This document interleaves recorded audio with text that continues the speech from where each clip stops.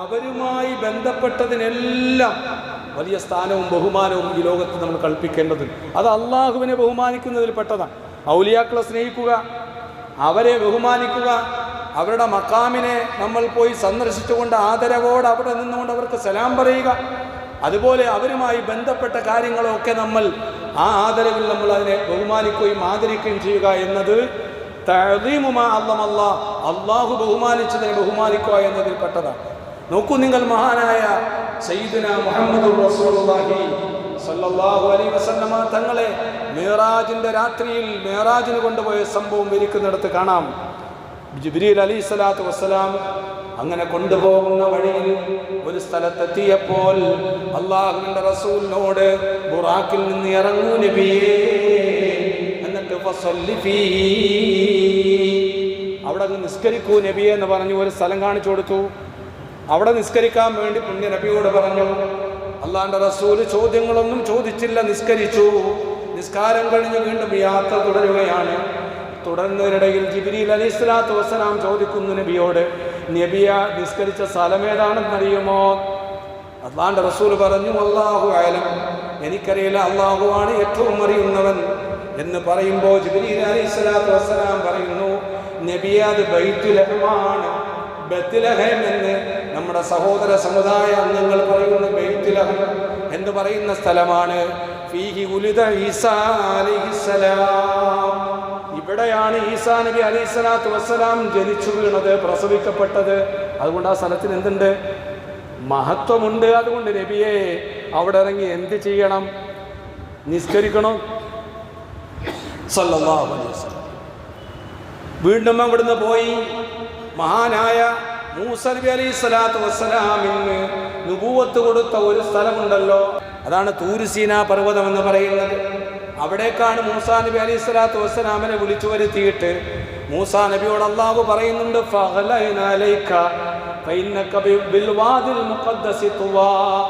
മൂസാ നബിയെ അങ്ങയുടെ ചെരുപ്പ് അഴിച്ചു വെക്കണം നബിയെ, നിങ്ങൾ നിൽക്കുന്ന ഈ സ്ഥലം പരിശുദ്ധമായ സ്ഥലമാണ്. എന്താ പരിശുദ്ധമുള്ള കാരണം? പരിശുദ്ധ ആകാൻ പോകുന്നതേ ഉള്ളൂ. മൂസാ നബിക്ക് അല്ലാഹു തആല നുബുവത്ത് കൊടുക്കാൻ പോകുന്നത്, കൊടുക്കുന്നതിന് മുമ്പ് തന്നെ മൂസാ നബിയോട് പറയുകയാണ്, അങ്ങ് ചെരിപ്പൂലി ഇടണം, ഇവിടെ അതാ നിനക്ക് നുബുവത്ത് തരാൻ പോവുകയാണ്. ഇൽ വാദി എന്ന് പറയുന്നത് മുഖദ്ദസാണ്, പരിശുദ്ധമായ സ്ഥലമാണ്, ഇവിടെ വെച്ചാണ് നിനക്ക് ഞാൻ നുബുവത്ത് തരുന്നത്. ഇത് ഖുർആൻ പറയുന്നതാണ്. അപ്പൊ മൂസാ നബിക്ക് നുബുവത്ത് കൊടുത്ത സ്ഥലത്തിനും മഹത്വമുണ്ട്.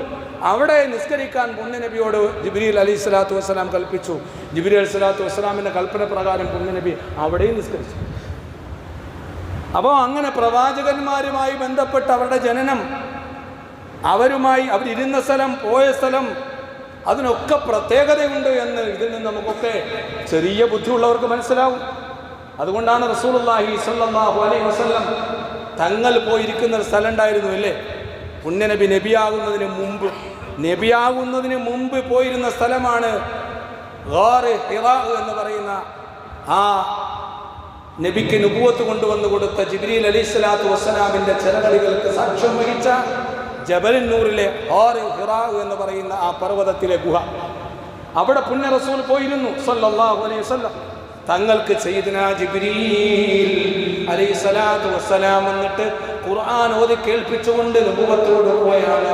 പുണ്യ നബിക്ക് നുബുവത്ത് ലഭിച്ച ആ സ്ഥലമാണ്.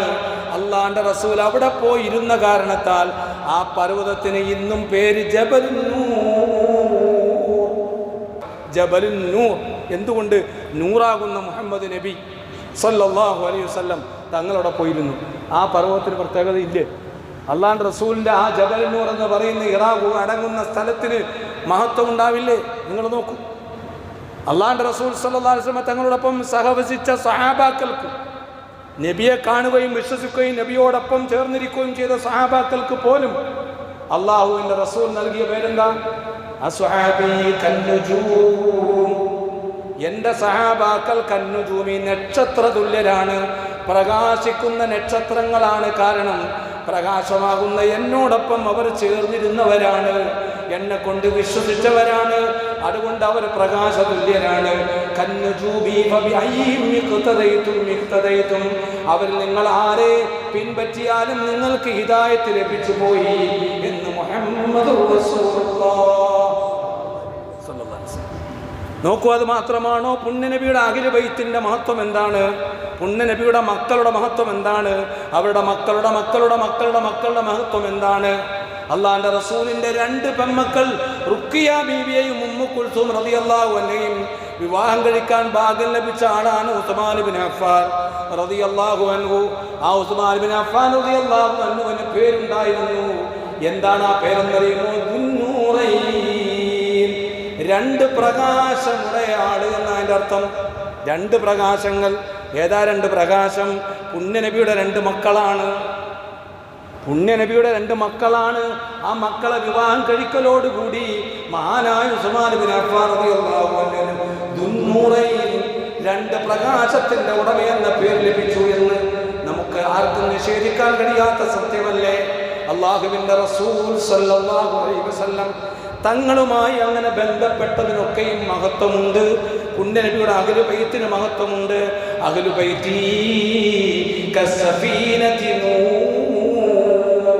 എൻ്റെ അഹ്ലു ബൈത്ത് അത് സഫീനത്തി നൂഹ് നബിയുടെ കപ്പൽ പോലെയാണ് എൻ്റെ അഹ്ലു ബൈത്ത് എന്ന് റസൂലുള്ളാഹ് സല്ലല്ലാഹു അലൈഹി വസല്ലം. ആരാണോ അഹ്ലു ബൈത്തിനെ മുറുകെ പിടിച്ചത്, ആരാണോ നൂഹ് നബിയുടെ കപ്പലിൽ കയറിയത്, ആ കയറിയവരൊക്കെ പ്രളയത്തിൽ പെടാതെ രക്ഷപ്പെട്ടു പോയില്ലേ?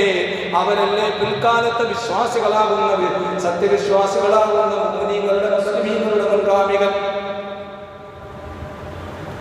അതുപോലെയാണ് അഹ്ലു ബൈത്തിനെ ആരാണോ ചേർത്ത് നിർത്തിയത്, ആ അഹ്ലു ബൈത്തിനോട് ആരാണോ ആദരവ് നൽകിയത്, ആ അഹ്ലു ബൈത്തിനെ ആരാണോ ഇഷ്ടപ്പെട്ടത്, കസ്സഫീനത്തി നൂഹ് നബിയുടെ കപ്പലിനെ അഭയം പ്രാപിച്ചത് പോലെയാണ് അവർ എന്ന് മുഹമ്മദുർ റസൂലുള്ളാഹ് സ്വല്ലല്ലാഹു അലൈഹി വസല്ലം. മാത്രമാണോ ഈ ലോക മുസ്ലിമീങ്ങൾക്ക് മുഴുവൻ മോചന നേതാവായി കടന്നു വരുന്ന ഒരു നേതാവാണ് മഹാനായ ഇമാം അൽ മഹ്ദി റളിയല്ലാഹു അൻഹു. അതാണ് ഫലസ്തീനിലെ മക്കൾ ഇന്നും വിളിച്ചു പറയുന്നത്, യാ മഹ്ദി കടന്നു വരുമോ, ഞങ്ങളുടെ വിഷമങ്ങൾക്കൊരു പരിഹാരം കാണിച്ചു തരുമോ, ഞങ്ങൾക്കൊരു പരിഹാരം തരുമോ, ഞങ്ങൾക്ക് സന്തോഷം തിരിച്ചു തരുമോ, ഞങ്ങളുടെ നാടിനെ തിരിച്ചു തരുമോ എന്ന് ചോദിച്ചുകൊണ്ട് യാ മഹ്ദി എന്ന് വിളിച്ചുകൊണ്ട് കരയുന്നത് നമ്മൾ കേട്ടിട്ടില്ലേ? ആ മഹദി ഇമാമിനെ കുറിച്ച് പുണ്യ റസൂൽ സ്വല്ലല്ലാഹു അലൈഹി വസല്ലമ തങ്ങൾ പറയുന്നത്, മിൻ അഹ്ലി ബൈത്തി, എൻ്റെ അഹ്ലു ബൈത്തിൽപ്പെട്ട ആളാണ് എന്ന് മുഹമ്മദുർ റസൂലുള്ളാഹ്. അവരോടൊപ്പം ചേർന്ന് നിന്നോ, അവരോടൊപ്പം നിനക്ക് സ്വർഗത്തിൽ പോകാം. അവരെ നിങ്ങൾ ചേർത്ത് പിടിക്കണമെന്നാണ് പുണ്യ റസൂൽ സല്ലല്ലാഹു. എന്തുകൊണ്ട്? ഇത് പ്രവാചകനാകുന്ന ലോകത്തെ അമ്പിയാക്കളുടെ നേതാവാകുന്ന മുഹമ്മദുർ റസൂലുള്ളാഹ് സല്ലല്ലാഹു അലൈഹി വസല്ലമ തങ്ങളുമായി ബന്ധപ്പെട്ടതാണ്. അവരുമായി ബന്ധപ്പെട്ടതിനൊക്കെ അല്ലേ മഹത്വമുള്ളത്. അതുകൊണ്ടല്ലേ അല്ലാഹുവിന്റെ റസൂൽ സല്ലല്ലാഹു അലൈഹി വസല്ലമ തങ്ങൾക്ക് മുമ്പേ തൻ്റെ പിതാവായി കടന്നുപോയ ഇസ്മായിൽ അലൈഹിസ്സലാത്തു വസ്സലാം, ആ ഇസ്മായിൽ നബിയുടെ കാൽ ചവിട്ടടി, അന്ന് പിഞ്ചു കുഞ്ഞാണ്, നബിയായിട്ടല്ല. നോക്കൂ നിങ്ങൾ, ഇസ്മായിൽ നബി പാല് കുടിക്കുന്ന ചോര കുഞ്ഞാണ്. ആ കാലിന്റെ ചവിട്ടടിയിൽ നിന്നും നിർഗളിച്ച ജലമാണല്ലോ സംസം വെള്ളം. ഇന്ന് മുബാറക്കായ ലോകത്ത് നിലകൊള്ളുന്നില്ലേ? കുടിച്ചാൽ ശരിയല്ലേ?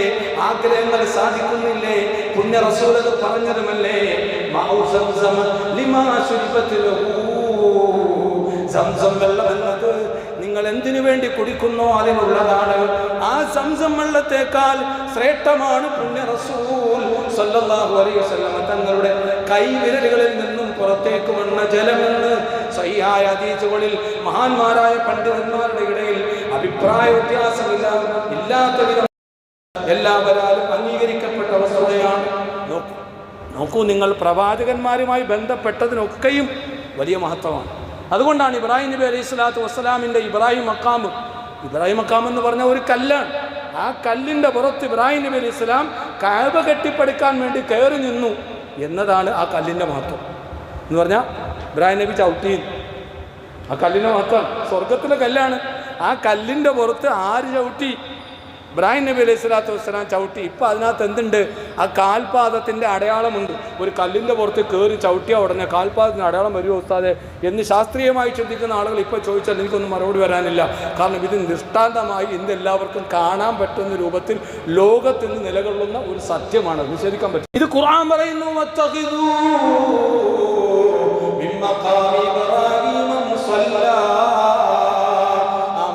ഇബ്രാഹിമിന്റെ പുറയിൽ നിന്ന് നിസ്കരിക്കണം. ഏത് കല്ലിൻ്റെ? ഇബ്രാഹിം നബി അലൈഹി സ്വലാത്തു വസ്സലാം കയറി നിന്ന കല്ലിൻ്റെ പുറയിൽ നിസ്കരിക്കണം. അവിടെ തന്നെയാണ്, തൊട്ടടുത്തുണ്ട് കഅബ. പക്ഷേ കഅബയിലേക്ക് തിരിയുന്നതിൻ്റെയും കഅബയുടെയും നീ നിസ്കരിക്കുന്ന നിസ്കാരത്തിൻ്റെയും ഇടയിൽ നീ ആ മക്കാം എന്ന് പറയുന്ന ഇബ്രാഹിം മക്കാം എന്ന് പറയുന്ന കല്ലിനെ വെക്കണം. എന്നിട്ട് അവിടെ നീ സുജൂദ് ചെയ്യണമെന്ന് പരിശുദ്ധ ഖുർആൻ നമ്മോട് കൽപ്പിക്കുകയാണ്.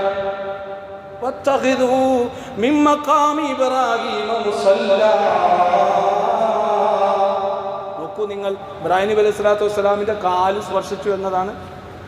നബിമാരുമായി അമ്പിയാക്കളുമായി അള്ളാഹുവിൻ്റെ മഹാത്മാക്കളുമായി ബന്ധപ്പെട്ടതിൻ്റെ മഹത്വം നിങ്ങൾ നോക്കൂ. നിങ്ങൾ ഇതന്നെയല്ലേ അള്ളാഹുവിൻ്റെ റസൂൽ സല്ലല്ലാഹു അലൈഹി വസല്ലമ തങ്ങളുടെ ആ ശരീരം കിടന്നുറങ്ങുന്ന മദീനത്തെ മണ്ണിൻ്റെ പ്രത്യേകത.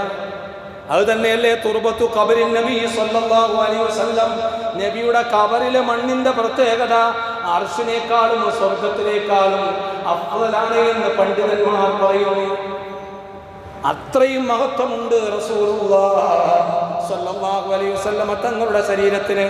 നോക്കൂ നിങ്ങൾ, അള്ളാന്റെ റസൂൽ തന്നെ അത് പഠിപ്പിച്ചു തന്നിട്ടുണ്ട്.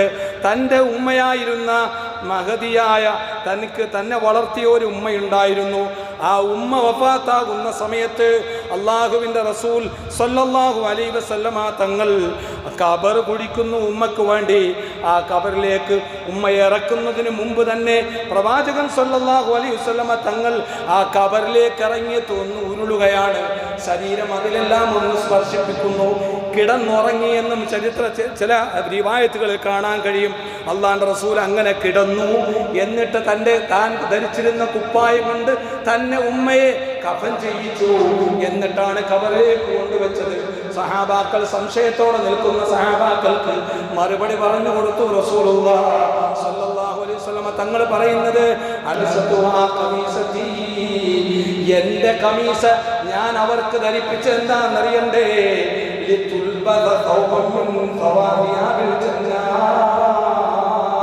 സ്വർഗത്തിലെ ഇത് കാരണത്താൽ സ്വർഗത്തിലെ വസ്ത്രം എൻ്റെ ഉമ്മക്ക് ധരിപ്പിക്കപ്പെടണം. അതിനു വേണ്ടിയിട്ടാണ് എൻ്റെ ശരീരവുമായി ബന്ധപ്പെട്ട ആ വസ്ത്രം തട്ടുക വഴി എൻ്റെ ഉമ്മ നരകത്തെ തൊട്ട് ഹറാമാകും, സ്വർഗവാസിയാകണം എന്ന് ആഗ്രഹിച്ചുകൊണ്ടാണ് ഞാനത് ചെയ്തത് എന്ന് മുഹമ്മദുർ റസൂലുള്ളാഹ്.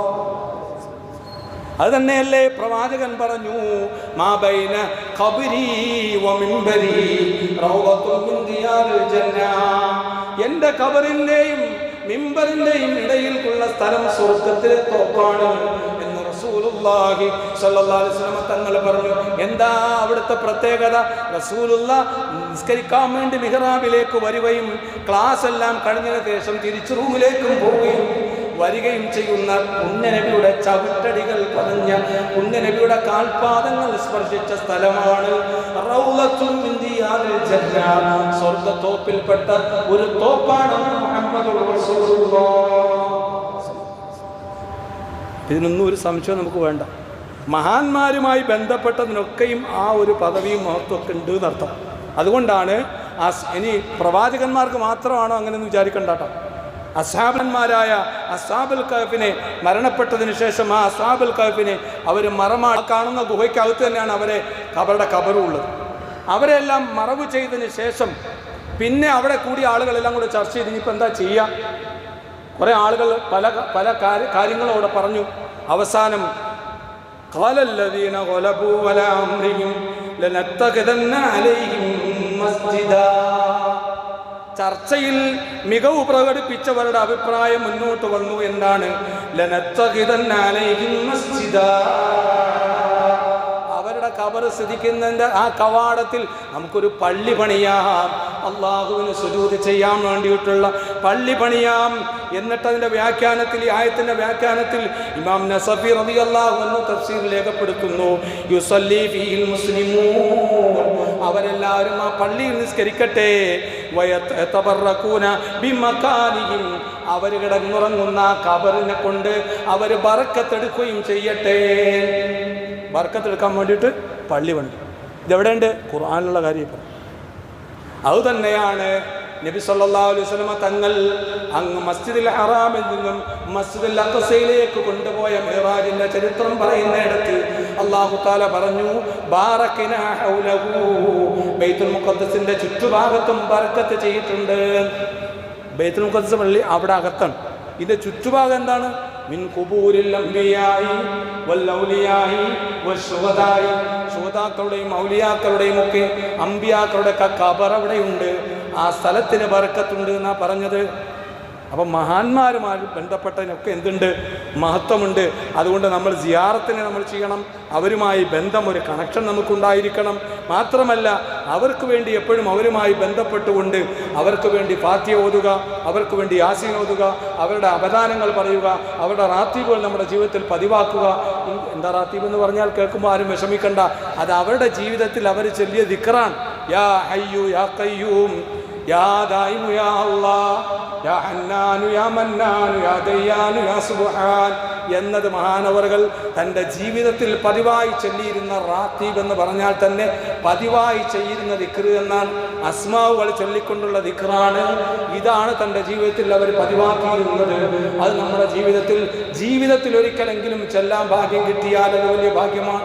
അവരോടുള്ള ബന്ധമാണ്, അവരോടുള്ളൊരു കണക്ഷനാണ്. അവർക്ക് വേണ്ടി ഫാത്തിഹ ഓതുക, അവർക്ക് വേണ്ടി യാസീൻ ഓതുക. ചുരുങ്ങിയത് അവരുടെ ആണ്ടെങ്കിലും വരുമ്പോൾ അവർക്ക് വേണ്ടി അവരുടെ പേരിൽ സ്വതക്കകൾ ചെയ്തുകൊണ്ട് അവർക്ക് പ്രതിഫലം കിട്ടാനും അതനുസരിച്ച് അവരുമായി ബന്ധപ്പെട്ടുകൊണ്ട് നമുക്കും അവരോടൊപ്പം സ്വർഗം കിട്ടാനും അള്ളാഹുവിനോട് പ്രാർത്ഥിക്കാനുള്ള അവസരമാണ് ജീലാനി ദിനത്തിലൂടെയും നമ്മളിലേക്ക് കടന്നു വരുന്നത്. നാഥനായ റബ്ബ്